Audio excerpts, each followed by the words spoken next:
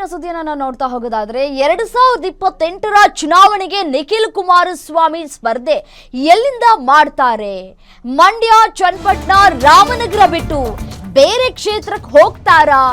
ಚಾಮರಾಜನಗರದಿಂದ ಸ್ಪರ್ಧೆ ಮಾಡುವಂತಹ ವದಂತಿ ಹಬ್ಬಿತ್ತು.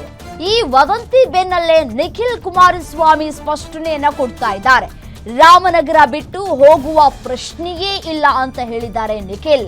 ರಾಮನಗರ ಜಿಲ್ಲೆ ನಮ್ಮ ತಂದೆಯವರ ಕರ್ಮ ಭೂಮಿ. 1994ರಲ್ಲಿ ದೇವೇಗೌಡರಿಗೆ ರಾಜಕೀಯವಾಗಿ ಜನ್ಮ ಕೊಟ್ಟ ಭೂಮಿ. ಹೀಗಾಗಿ ನಾನು ರಾಮನಗರ ಜಿಲ್ಲೆ ಬಿಟ್ಟು ಹೋಗುವ ಪ್ರಶ್ನೆಯೇ ಇಲ್ಲ ಅಂತ ಹೇಳಿ ಚಿಕ್ಕಮಗಳೂರಿನಲ್ಲಿ ಜೆಡಿಎಸ್ ಯುವ ನಾಯಕ ನಿಖಿಲ್ ಕುಮಾರಸ್ವಾಮಿ ಹೇಳಿಕೆಯನ್ನ ಕೊಟ್ಟಿದ್ದಾರೆ.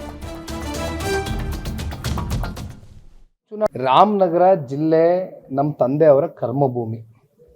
ನಮಗೆ ರಾಜಕೀಯವಾಗಿ ಸನ್ಮಾನ್ಯ ದೇವೇಗೌಡರು ಸಾಹೇಬ್ರಿಗೆ 94ರಲ್ಲಿ ಪ್ರಥಮವಾಗಿ ಹಾಸನ ಜಿಲ್ಲೆಯಿಂದ ಬಂದಂಥ ದೇವೇಗೌಡರು ಸಾಹೇಬ್ರಿಗೆ ರಾಜಕೀಯವಾಗಿ ಜನ್ಮ ಕೊಟ್ಟಿರ್ತಕ್ಕಂಥ ಭೂಮಿ. ರಾಮನಗರದಲ್ಲಿ ನನ್ನನ್ನೇ ನಂಬ್ಕೊಂಡಿರ್ತಕ್ಕಂಥ ಕಾರ್ಯಕರ್ತರಿದ್ದಾರೆ, ಮುಖಂಡರಿದ್ದಾರೆ, ಒಂದು ವರ್ಗ ಇದೆ, ಜೊತೆಯಲ್ಲಿ ನಮ್ಮನ್ನ ಪ್ರೀತಿಸ್ತಕ್ಕಂಥ ಜನ ಇದ್ದಾರೆ ಜಿಲ್ಲೆನಲ್ಲಿ. ಇವತ್ತು ಎಲ್ಲೋ ಒಂದು ಕಡೆ ಜಿಲ್ಲೆನಲ್ಲಿ ಸಣ್ಣ ಪುಟ್ಟ ಹಿನ್ನಡೆಗಳಾಗಿರ್ಬೋದು, ನಾನು ಒಪ್ಕೊಳ್ತೀನಿ, ನಾನು ಇಲ್ಲ ಅಂತ ಹೇಳೋದಿಲ್ಲ. ಆದರೆ ಈ ಹಿಂದೆ ಕಳೆದ 4 ಚುನಾವಣೆಗಳನ್ನು ನೀವು ಗಮನಿಸ್ಕೊಂಡು ಬರೋದಾದರೆ ಯಾವ ಸಂದರ್ಭದಲ್ಲಿನೂ ಕೂಡ ನಮ್ಮ ಜಿಲ್ಲೆಯ ಜನ ನಮ್ಮ ಕೈಯನ್ನು ಬಿಟ್ಟಿಲ್ಲ.